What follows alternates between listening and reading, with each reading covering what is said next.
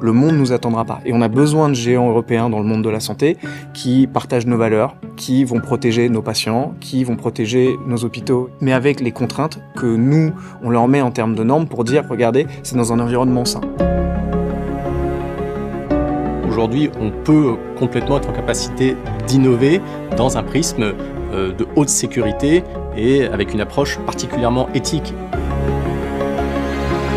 L'intérêt d'une technologie, c'est de servir les gens et de le servir dans un usage qui est bien réel dans le quotidien. L'homme et l'humain a toujours la main. C'est une aide pour le praticien, mais c'est pas lui, c'est pas l'IA qui va décider.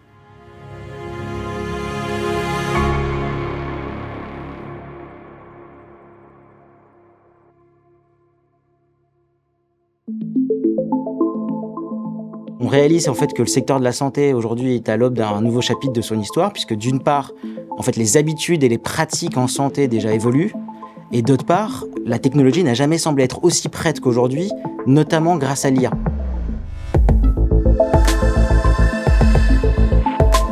Le défi qu'il faut qu'on relève de manière sociétale pour les patients, c'est vraiment de libérer du temps pour que les professionnels de santé puissent mieux soigner et avoir plus de temps pour soigner les patients. Pas de bonne intelligence artificielle sans données structurées, pertinentes, représentatives et éthiques. Donc l'objectif est de construire une culture de la donnée de santé partagée, documentée, interopérable. Les professionnels de santé ont énormément d'outils à leur disposition, donc ils passent en fait énormément de temps à faire de l'administratif, à faire en sorte que certaines données se parlent, puisqu'aujourd'hui les données ne se parlent pas forcément. Aujourd'hui, un logiciel qui traite des prescriptions ne sera pas capable de communiquer, d'échanger ces informations avec une intelligence artificielle qui va les analyser, par exemple.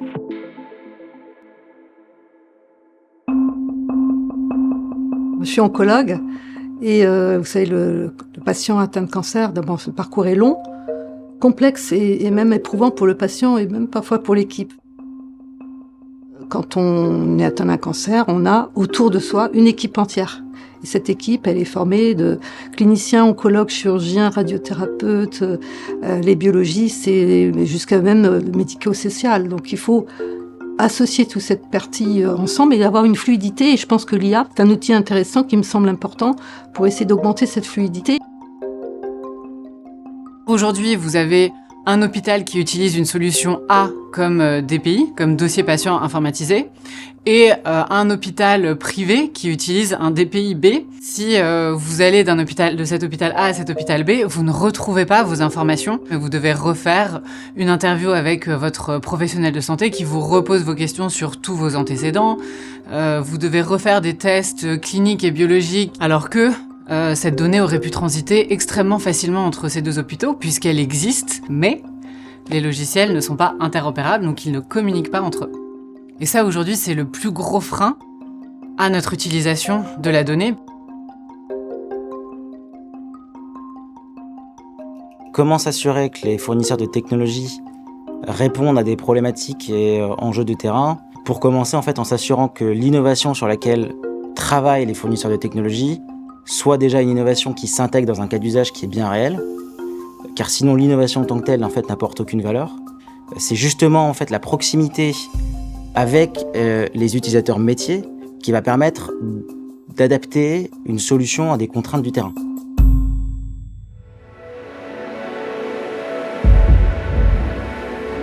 Nous sommes convaincus que l'IA peut profondément transformer le secteur de la santé et elle est déjà utilisée très concrètement dans 3 grands domaines.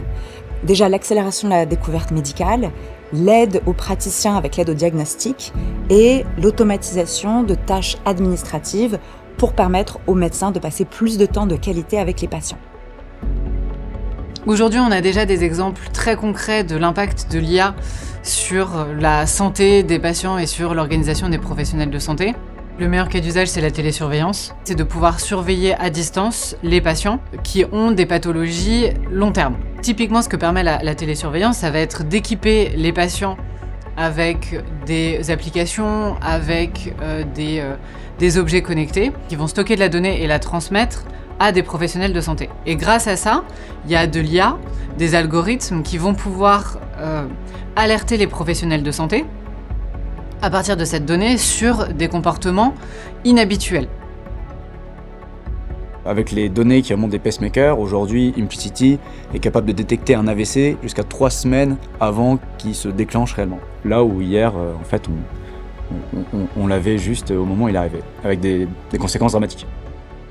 Ce qu'on va pouvoir aussi imaginer, c'est un jumeau numérique. C'est comme un avatar qui va vous donner la maladie du patient et de pouvoir tester un certain nombre de médicaments in silico, de telle sorte qu'avant de le donner au patient, on va pouvoir tester si la maladie du patient ou la tumeur du patient va pouvoir répondre à tel ou tel traitement. Chaque cancer sera digitalisé et avoir son propre cancer dans une boîte quasiment, et ensuite tester l'ensemble des thérapies. C'est fantastique parce qu'on va éviter la perte de temps et puis surtout donner le meilleur traitement en précision.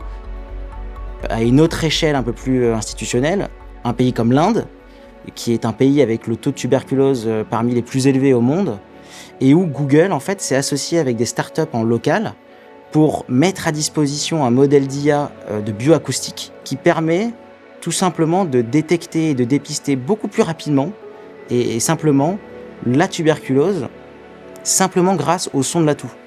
Et ça permettait notamment en fait d'éviter d'avoir des personnes qui ne se déplacent pas dans les hôpitaux et donc qui ne sont pas dépistées, mais de détecter aujourd'hui jusqu'à 35 millions de personnes en Inde justement grâce à ce modèle-là.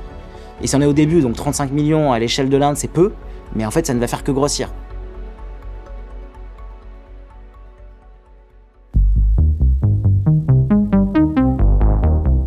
On peut se dire qu'effectivement, le fait d'avoir un cadre aussi normé est un désavantage concurrentiel par rapport aux États-Unis et par rapport à la Chine. En fait, c'est faux. Aujourd'hui, on peut complètement être en capacité d'innover dans un prisme de haute sécurité et avec une approche particulièrement éthique. Et en fait, c'est cette voie-là aujourd'hui que suit l'Europe et que suit la France. Le monde ne nous attendra pas. Et on a besoin de géants européens dans le monde de la santé qui partagent nos valeurs, qui vont protéger nos patients, qui vont protéger nos hôpitaux, mais avec les contraintes que nous, on leur met en termes de normes pour dire, regardez, c'est dans un environnement sain. Ce cadre ultra normé, il faut l'accepter, tu vas aller moins vite. Et c'est pas grave, le but, c'est quand même de protéger les gens. Le cadre, il a une raison d'être.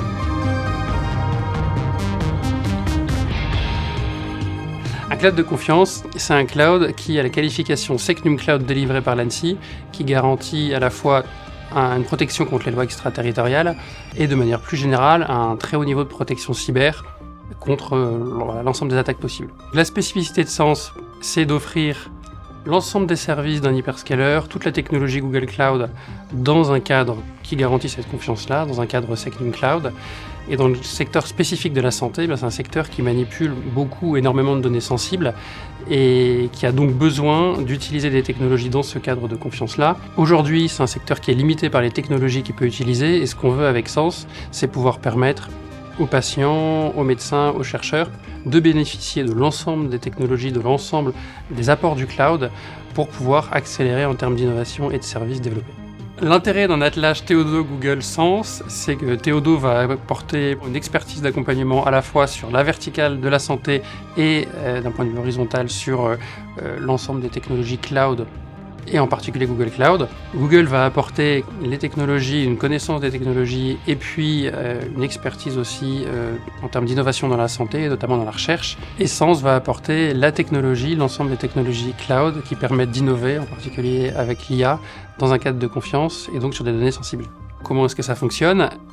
On a des data centers dédiés, 3 data centers autour de la région parisienne, qui sont sécurisés physiquement, opérés spécifiquement par Sens.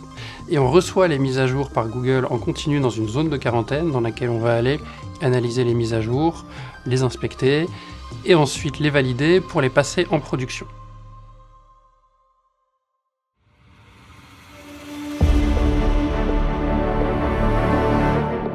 L'enjeu, il est multiple, puisqu'il y a donc un enjeu de réglementation. Il faut que ce soit encadré par la loi, il faut que ce soit encadré par l'ordre des médecins. Quelle est la confiance que va accorder la population à une IA plutôt qu'à son médecin de quartier ? Je pense que c'est ça la perspective de long terme. Pour l'instant, on n'y est pas, mais moi je suis assez optimiste quant au fait qu'on y arrive et quant au fait surtout que ça bénéficiera au plus grand nombre de personnes. C'est ça l'intérêt d'une technologie, c'est de servir les gens et de le servir dans un usage qui est bien réel dans le quotidien.